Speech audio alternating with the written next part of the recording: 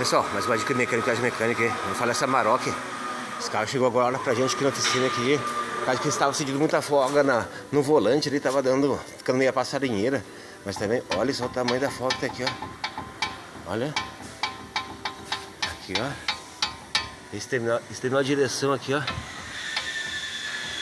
Esse carinha aqui, ó. Olha o outro barulho que ele tá fazendo aqui no bracinho também.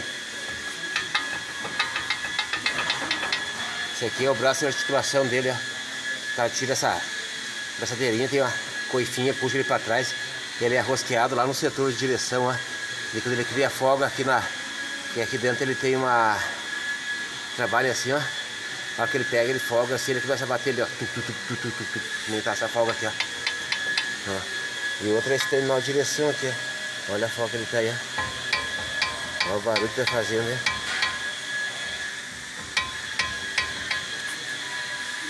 Agora eu vou tirar fora, vou desmontar aqui, vamos estar trocando o terminal de direção dele, trocar essa barra de articulação aí. Vamos estar resolvendo o problema dessa folga aqui e o barulho lá. Deu bom então? Vou mostrar pro pessoal o que acontece dia a dia na oficina aí.